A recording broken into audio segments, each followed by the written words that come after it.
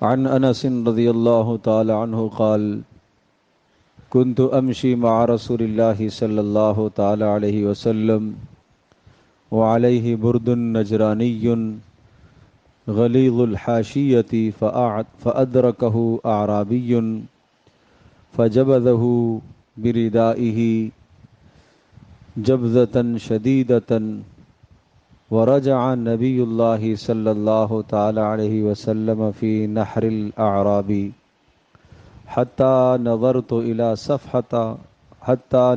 إلى صفحة عاتق رسول الله صلى الله تعالى عليه وسلم قد أثرت بها حاشية البرد من شدة جذبته ثم قال يا محمد مر بي من مال الله الذي عندك فالتفت إليه رسول الله صلى الله تعالى عليه وسلم ثم ضحك ثم أمر له بعطاء رواہ البخاری و مسلم۔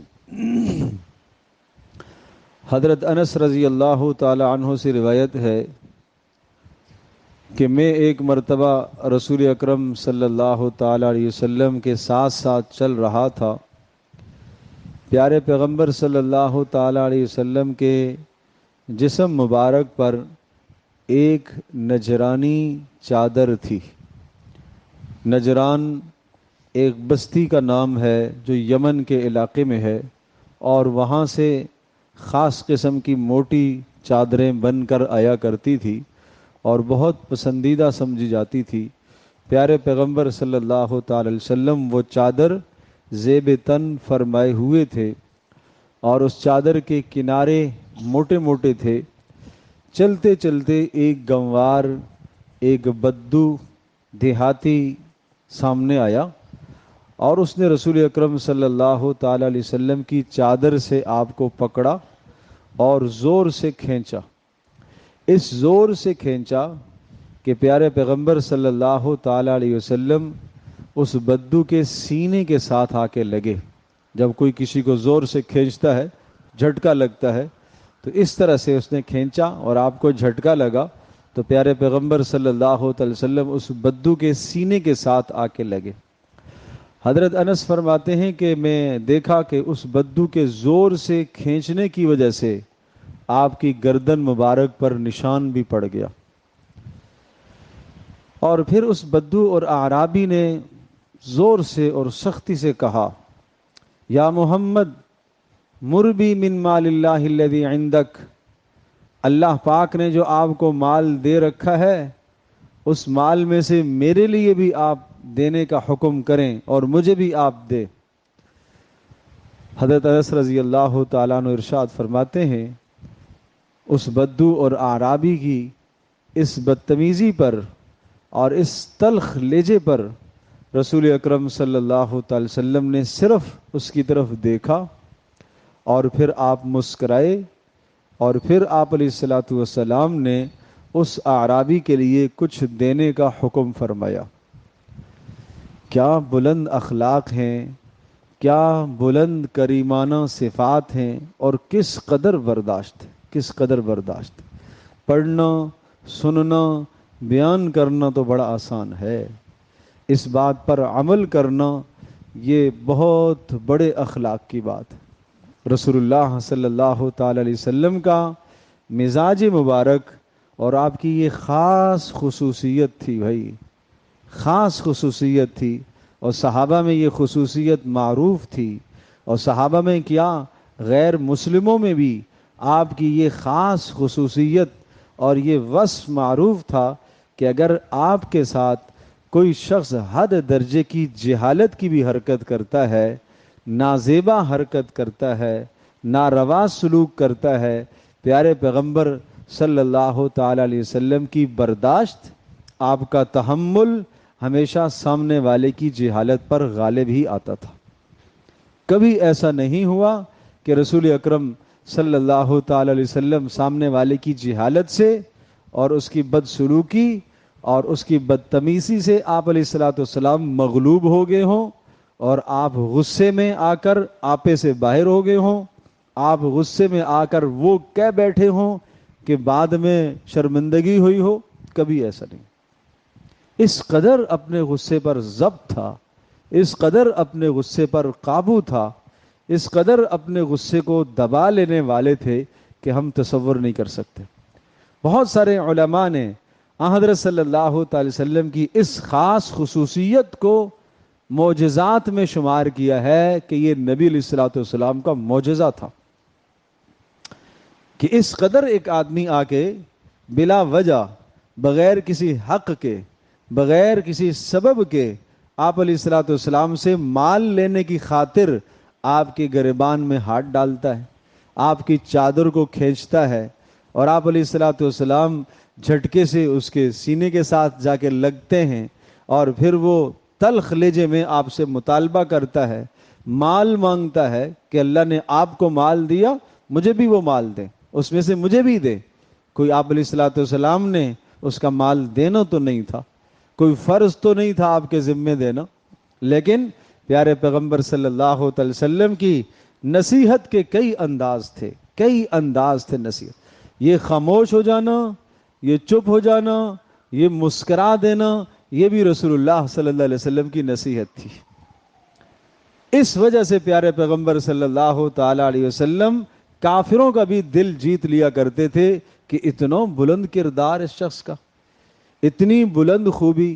چنانچہ ایک شخص اور موقع پر آیا اور رسول پاک صلی اللہ علیہ وسلم نے اس سے کوئی معاملہ کیا، اور معاملہ تھا ادھار کا۔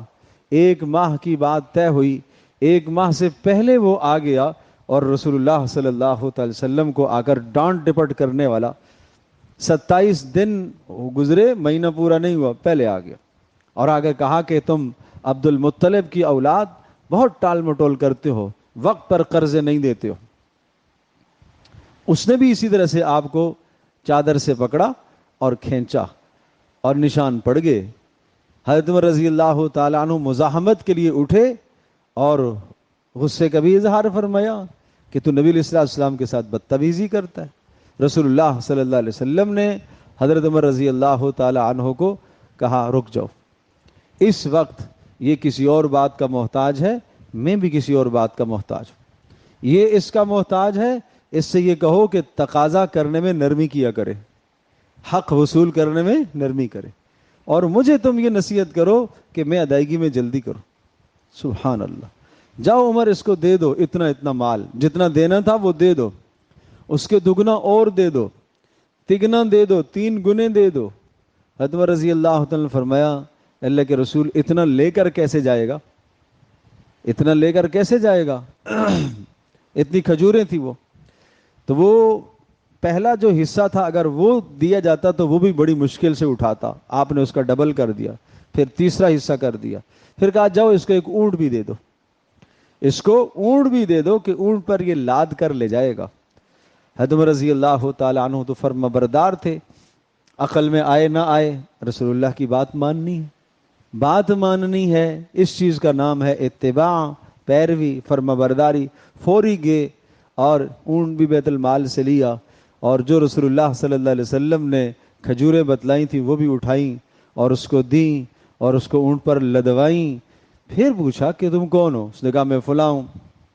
نام سن رکھا تھا حضرت عمر رضی اللہ تعالی نے، تو کہا یہ تم تو یہود کے عالم ہو، اور عالم ہو کر اس طرح کی بدتمیزی اور یہ انداز۔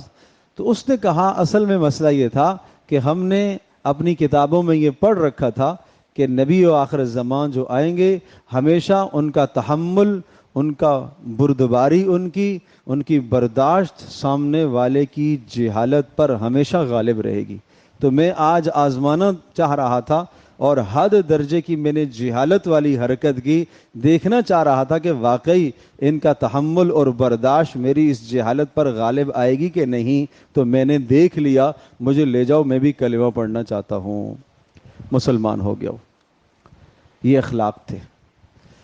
تو میرے عزیز دوستوں اور بزرگوں، یہ خصوصیت ہم بھی اپنانے کی کوشش کریں، اپنے اندر تحمل پیدا کریں، برداشت پیدا کرے۔ یہ برداشت ہمیں گھر میں بھی ضرورت ہے، یہ برداشت ہمیں جہاں کام اور ملازمت اور مزدوری کرتے ہیں وہاں پہ بھی ضرورت ہے، یہ برداشت ہمیں مدرسوں کے اندر بھی ضرورت ہے، یہ برداشت ہمیں مسجد میں بھی ضرورت ہے، یہ برداشت بیوی کے ساتھ بھی ضرورت ہے، اور یہ برداشت بچوں کے ساتھ بھی ضرورت ہے، چھوٹوں کے ساتھ بھی، بڑوں کے ساتھ بھی، ہر ایک کے ساتھ یہ برداشت والا معاملہ ہم سب کی ضرورت ہے بھائی۔ جو آدمی میرے عزیز دوستوں اور بزرگوں کوشش کرتا ہے، اللہ پاک اس کو عمل کی توفیق دیتا ہے۔ اور کوشش کے لیے پہلا کام یہ کریں، اللہ کے نبی صلی اللہ علیہ وسلم کا عمل کیا ہے؟ اللہ سے مانگا ہے آپ نے، اللہ سے مانگا ہے، اخلاق مانگے ہیں۔ یہ آئینہ دیکھتے وقت کیا دعا پڑھتے تھے؟ اللہم کما حسنت خلقی فحسن خلقی، کتنے خوبصورت اے اللہ تو نے مجھے کتنی خوبصورت شکل عطا فرمائی، اے اللہ اسی طرح کے مجھے اخلاق بھی عطا فرما، مجھے تحمل عطا فرما، بردباری عطا فرما۔ رسول اللہ صلی اللہ علیہ وسلم مانگا کرتے تھے، اور یہ کہتے تھے اللہم انی اعوذ بک، اے اللہ میں تجھ سے پناہ مانگتا ہوں نفاق سے، شقاق اختلافات سے، وسوء الاخلاق بد اخلاقی سے۔ اللہ سے صرف پیسہ مال ہی تو نہیں مانگنا، یہ چیزیں بھی مانگنے کی ہیں، یہ چیزیں بھی مانگنے کی ہیں۔ اے اللہ مجھے اچھے اخلاق عطا فرما، جب کسی کے ساتھ بدتمیزی ہم سے ہو جائے ہم اس کی تلافی کر لیں، اللہ سے پھر جا کے معافی مانگیں، اللہ سے دعا کریں کہ اللہ مجھے اچھے اخلاق عطا فرما۔ پیارے پیغمبر صلی اللہ علیہ وسلم کی اے اللہ یہ خوبی کہ ہمیشہ آپ کا تحمل، آپ کی برداشت سامنے والے کی جہالت پر ہمیشہ غالب رہتی تھی، اے اللہ یہ خصوصیت، اس وصف کا کچھ حصہ اے اللہ مجھے بھی عطا فرما ہے۔ یہ رسول اللہ صلی اللہ علیہ وسلم کے اخلاق ہیں۔ وَإِنَّكَ لَعَلَىٰ خُلُقٍ عَظِيمٍ، آپ تو اخلاق کے بہت بلند درجے پر تھے۔ إِنَّمَا بُعِثْتُ لِأُتَمِّمَ مَكَارِمَ الْأَخْلَاقِ، میں اس لیے رسول بنا کر بھیجا گیا ہوں تاکہ میں اخلاق کی تکمیل کروں۔ یہ رسول اللہ صلی اللہ علیہ وسلم کا ارشاد ہے۔